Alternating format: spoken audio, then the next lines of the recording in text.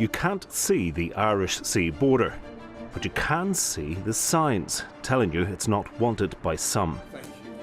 Since the 1st of January, when the UK entered its new post-Brexit era, Northern Ireland has its own relationship with the EU. It's called the Northern Ireland Protocol, and that's causing problems in its relationship with the rest of the UK. The protocol has betrayed us and has made us feel like foreigners in our own country. Tea and sympathy will not cut the mustard.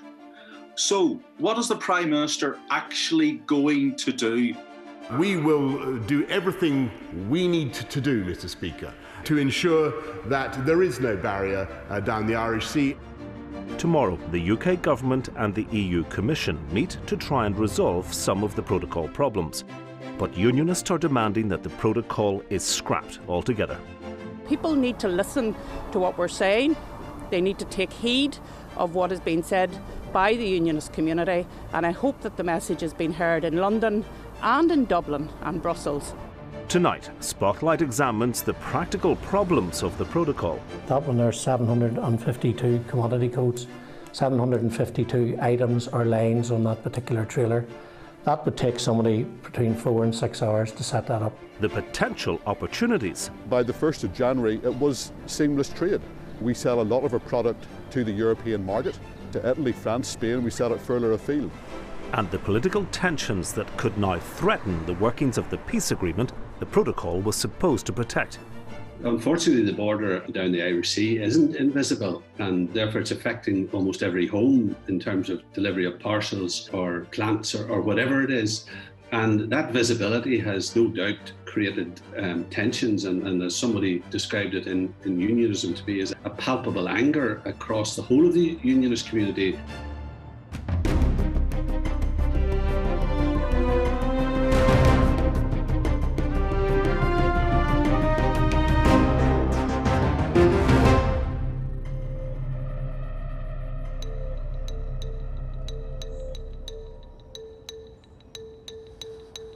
Go down along this path. John Shannon has been in the horticulture business for decades. So there'll be plenty of stock arriving, I suppose, over the next month or two. Oh yes, having it coming in sort of late February. Yeah. His garden centre near Larne is currently closed, but he's getting ready for spring reopening when he hopes COVID restrictions are lifted. First to be allowed to be open when they're allowed. So we'll head inside. But he has less hope about the new restrictions on trade imposed by the protocol.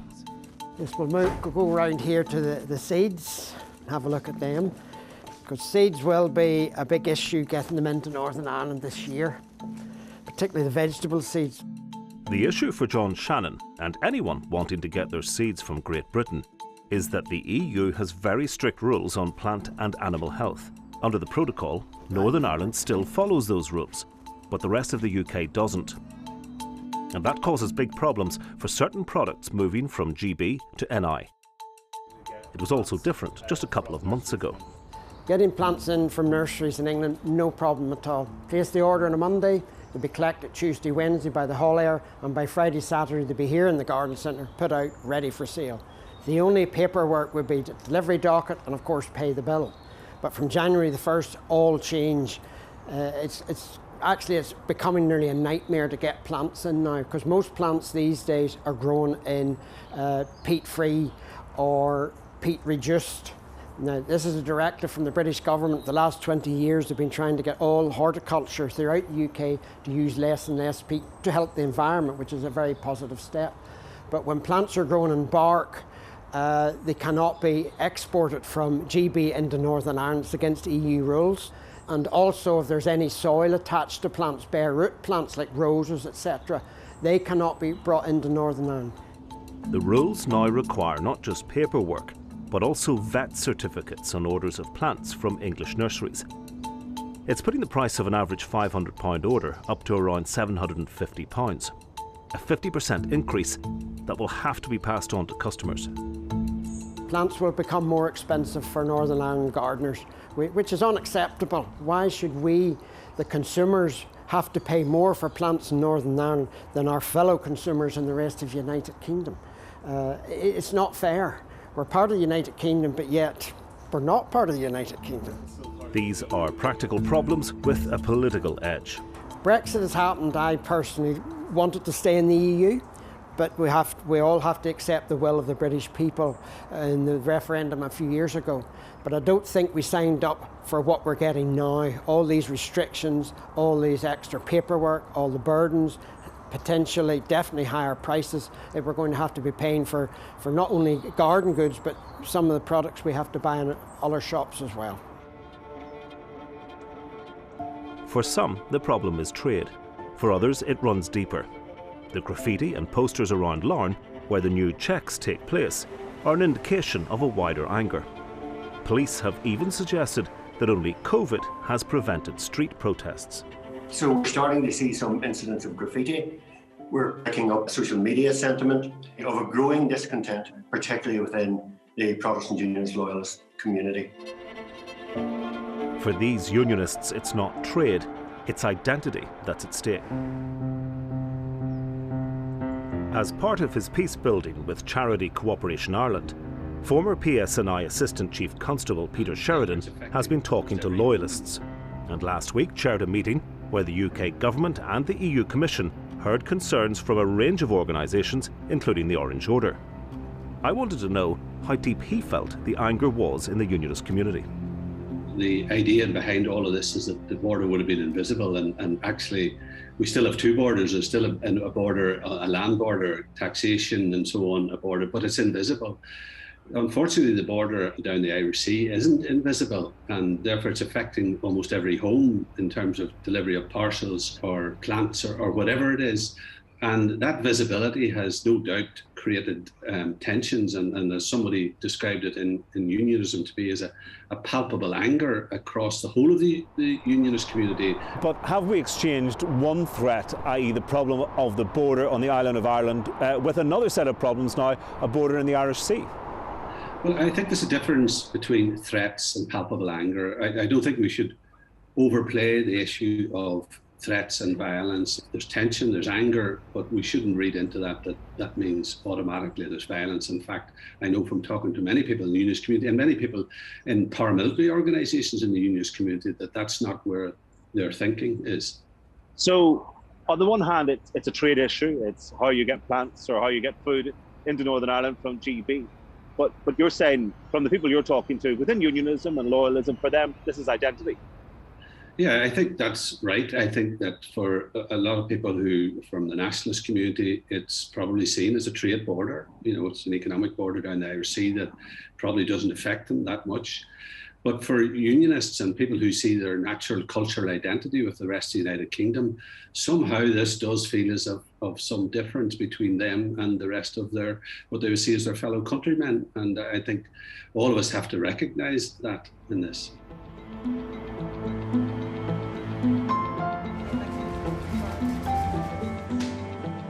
The first visible signs of protocol problems began with food shortages on supermarket shelves in early January. The problems in the supermarkets have eased as companies have learnt the new rules. But the complexity of moving food from Great Britain into Northern Ireland can't be denied.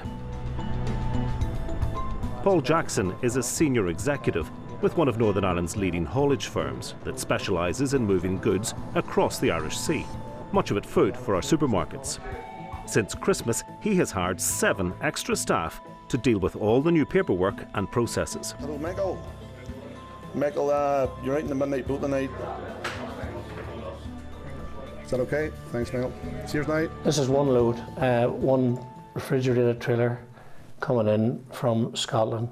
The situation with that there is we would have been moving these loads prior to Christmas, and we wouldn't have been involved in the detail of setting it up. That one there's 752 commodity codes, 752 items or lines on that particular trailer coming in here, shipped in from Cairnryan into Larne.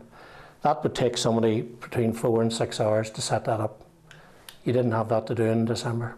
What happens if you've made a mistake on one of those codes? Trailer gets rejected.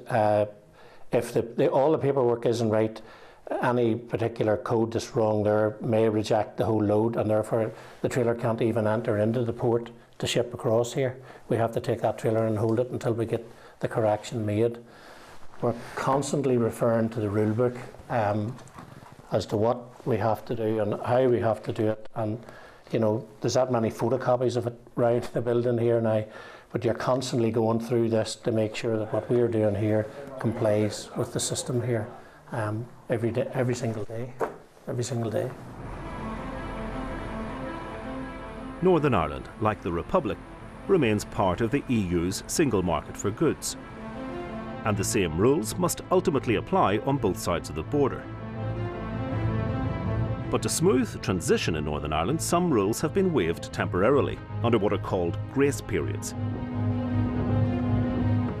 So, to get a sense of what full implementation could look like, I'm off to Dublin Port, where EU rules are being rigorously applied. Good morning, everybody. You're very welcome to Dublin Port. Irish government officials are briefing the media. They report that trade across the sea with Great Britain is down 50% based on the same time in January last year. We do recognise that the trading arrangements with Great Britain represents the biggest change for trade and business for almost 50 years. In terms of overall freight, our estimate is that we're still at around 50% in terms of freight that is coming through from Great Britain. We have situations where health certs are not being presented with the consignments, where there are discrepancies between the health certs and the customs declarations, where the health certs themselves have not been completed correctly. These problems are causing delays, and in our view, there's still a way to go for some importers to get up to speed on the requirements. Some fear this is a taste of things to come for Northern Ireland, because those grace periods are ending. I wanted to know what room officials might have to be lenient when applying the EU rulebook. Tim Fitzpatrick, BBC. To what extent do you have leeway to interpret those rules? Where is the discretion, and is there any prospect of changing the rules? The fact is, the UK has left the EU. Okay, the transition period is ended. I know a number of people have asked, can we hold off for a month? Can we hold off for 3 months, for 6 months in terms of the Union Customs Code? And the answer is no. At a nearby truck stop, I seek out the views of some long-haul drivers. Brexit is after slowing down everything. Yeah. Customs, no one knows what they're doing. There's no, like years ago when there was customs T-forms and all that, it was straightforward. Now it's not straightforward. It's not all time wasted when waiting to sail. And you've got time for lunch? Mangiare. Enjoy. The only issue I've had is the very third day, the 3rd of January. I was coming in from Belgium. And they had the paperwork all sorted, but they had the number in the wrong place. There was a PIN number we need, and it was in the wrong place. But these lines of lorries are bypassing the UK altogether and avoiding all the customs hassle by going direct to France on a new route. The traditional land bridge across Britain to Europe is being squeezed by Brexit. Since January, the number of direct routes from Ireland to Europe has more than doubled. All the extra red tape is avoided, even though travel time is longer. People won't be off now in France till about 6 o'clock tomorrow evening of a Sunday evening, whereas if we had went out through the UK, we'd probably be outside our first delivery in Germany tomorrow evening. Whereas it'll probably now be Monday evening, so it'll be 24 to 48 hour delay. The ferry companies like Stena are creating new direct routes to Europe from Ireland to meet the demand as freight avoids Great Britain. But it's a different picture for Stena in Northern Ireland, where the protocol promises unfettered trade from Northern Ireland to Great Britain. There's been a drop in terms of freight units travelling between Dublin and Holyhead, and what we're seeing is a trade distortion. There's an increase in traffic going direct from to Cherbourg in France, and we're seeing a distortion of a lot of traffic going up via Belfast because they have unfettered access to Britain from there. So normally a third of the freight coming from Dublin to Holyhead would be from Northern Ireland.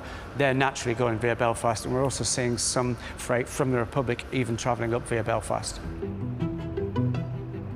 Some traffic has returned to the GB land bridge from Dublin since January, but it's still down by 30%. So the protocol appears to be benefiting trade on the NI to GB routes at the expense of the Dublin to GB routes.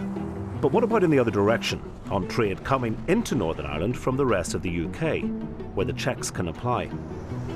The big concern of unionists is that the protocol could fundamentally disrupt this flow. but early indications don't bear that out.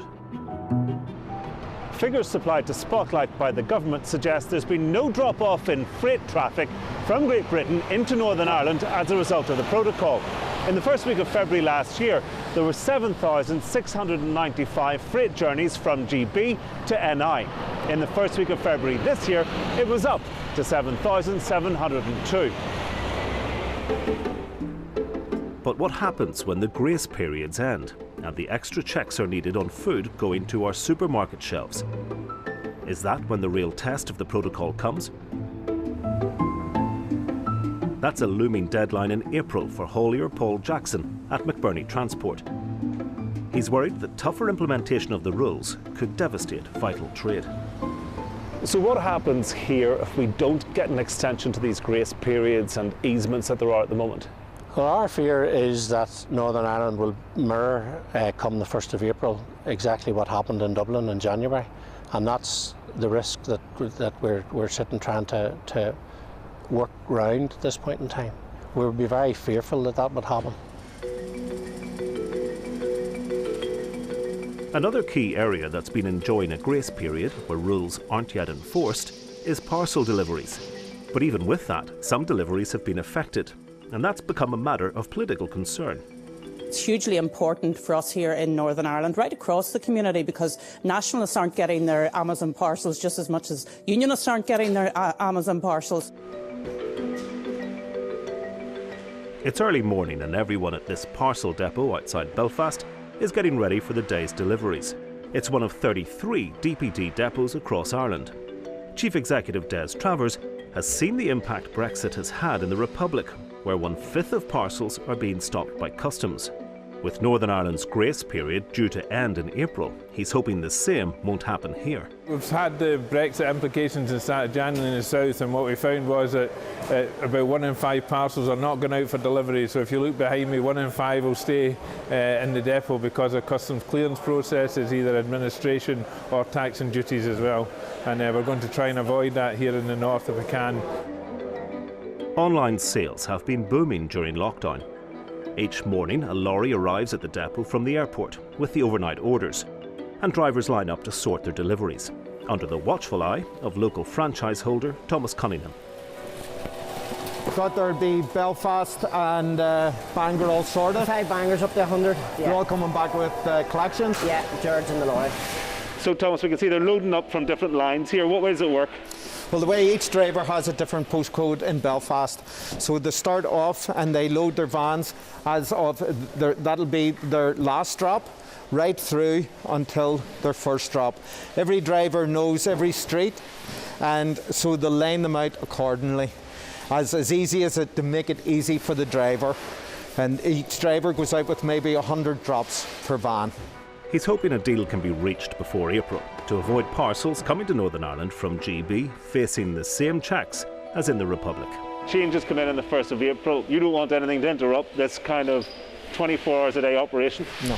We're starting now to have cages up in the depot that through the people having to pay VAT and tax, that they cannot travel until these are paid. So let's hope that they bypass that and everybody just gets their parcels.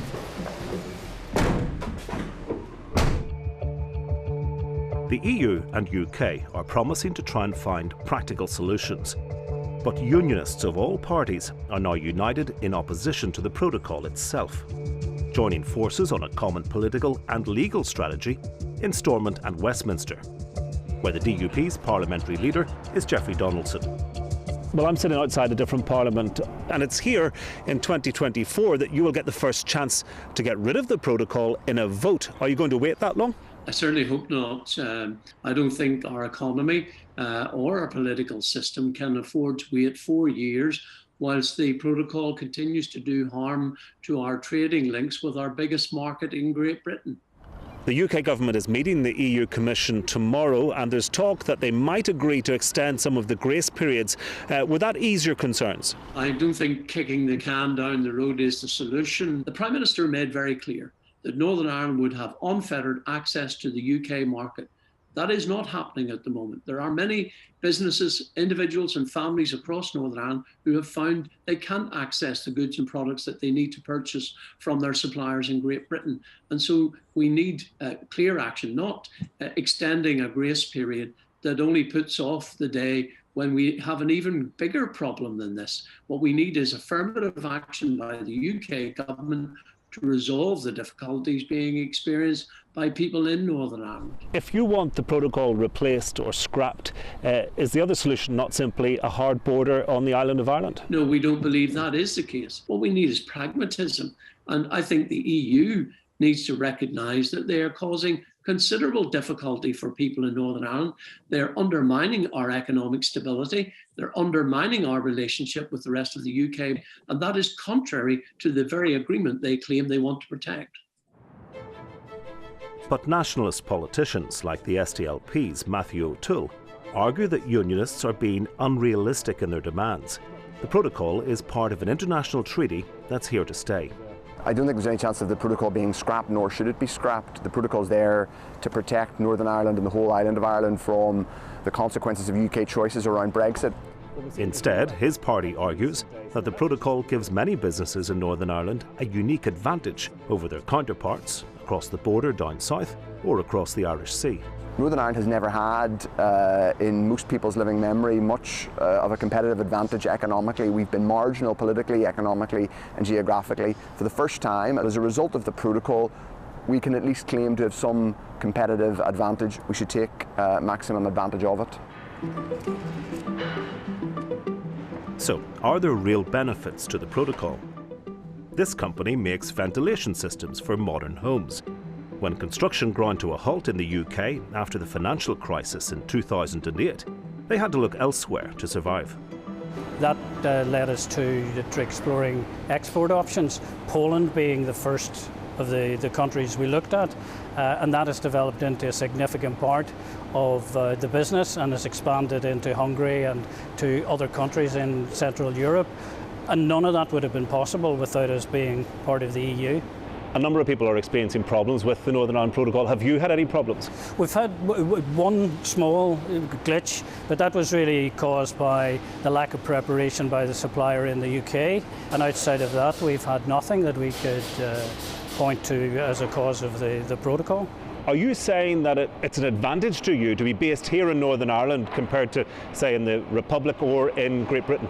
Oh, absolutely. I mean, now I think the Northern Ireland Protocol is offering an opportunity that doesn't exist or is available to our competitors in the UK. We find ourselves in the fortunate position of having free access to the UK, access to the European Union. Any expansion plans that we would have would absolutely be enhanced by having a base here in Northern Ireland. This company boss believes the benefits he enjoys also apply to many other companies. And rather than seeking to scrap the protocol, the politicians should seize its opportunities. The Northern Ireland Protocol is not going to be whished away. We have to actually address that reality, and that reality is that Northern Ireland has the opportunity to trade with the UK and the European Union. That is an enormous advantage from a business point of view, and from a political point of view, I think our politicians should be out there beating the drum and selling the advantages that Northern Ireland now offers to foreign direct investment. This view is supported in some academic quarters. Dr. Marek Martynishin specialises in competition law. He thinks Northern Ireland is now uniquely placed to win investment. So spell that out for me. Why are there potential opportunities here in Northern Ireland now because of this protocol? So we have this double market access. So manufacturers, because here we're talking only about goods, about products. Manufacturers in NI will have unfettered access for their products to both GB market and the wider EU market. And that's quite unique. Interestingly, it creates an incentive for GB industry to invest in NI, because when they do so, they will have access to this market of nearly 450 million people. And that access won't be available for them in GB. Does it create an incentive for companies from the Republic of Ireland to invest here for the GB market? Of course. It works both ways, and also creates incentives for foreign investors, for example, firms in the US, which may wish to have access to both markets. That's the beauty of double market access. Take back control was the Brexit slogan, and it appealed to fishing communities across the UK who wanted more control over the waters around these islands. Kilkeel in County Down is Northern Ireland's largest fishing port. Between the boats and the fish processors, around 1,000 people are employed in the industry. I met Alan McCullough, the head of the Fishermen's Cooperative, on a newly refurbished boat. We're standing on the Sharon Vale, which is a new investment for the Campbell and Annett family here in Kilkeel. It's a lot of money. We are confident about the future. The fishing industry was one of the few industries who supported Brexit. And yes, despite the issues that we're being confronted with, the opportunities do outweigh the challenges. The protocol has created some strange anomalies. The port of Kilkeel is in the EU's single market, but the NI-registered boats aren't. One of the absolutely daft ones is that these boats and these harbours, as of the 1st of January, have to act like foreigners coming into their home ports. We're obliged by the protocol and the whole list of regulations that there are in the annex that we have to act as if we're coming from third country, which means that there's a raft of administration and extra bureaucracy that we have to comply with. But the protocol allows you to still sell your fish pretty much as you did before. Well, it does. We knew what was in the protocol now for over a year. Officials in the Department of Agriculture here were very, very good in terms of explaining it, talking it through with us, practicing it, rehearsing it, so that by the 1st of January it was seamless trade. We sell a lot of our product to the European market, to Italy, France, Spain. We sell it further afield. That's not the post-Brexit experience of fishermen in other parts of the UK. On a Zoom call in the Windy Harbour, I catch up with an MP on the other side of the Irish Sea in Troon. Where I live in Troon, we have a significant fishing fleet, and they mostly are focused on lobster and langoustine. And the problem is 85% of that catch is normally exported to Europe, and it normally gets there the next day, and they're simply finding that speeds like that are just not possible since the 1st of January. We see it within the fishing industry, not just for lobster and langoustine like in my constituency, but scallops, mussels, etc., which at the moment are not being exported at all. Are your fishermen envious of what they see here in Northern Ireland? Oh, absolutely they are. The very first compromise proposal put forward was from the Scottish Government in December 2016, was that both Scotland and Northern Ireland should be able to stay in the single market and possibly within the customs union. Obviously, Northern Ireland has got a special arrangement. Scotland has got nothing. But unionists aren't enjoying Northern Ireland's special arrangements. Nor do they expect much from the meeting between the EU Commission and the UK Government. They want the government at Westminster to take unilateral action to address their concerns. I think that what we need is for the UK government to use its power under the protocol to take the necessary steps to resolve these issues. The Prime Minister said he would do that. He said he would introduce legislation to protect Northern Ireland's right to unfettered access to the market in Great Britain. And that's what we expect the government to do.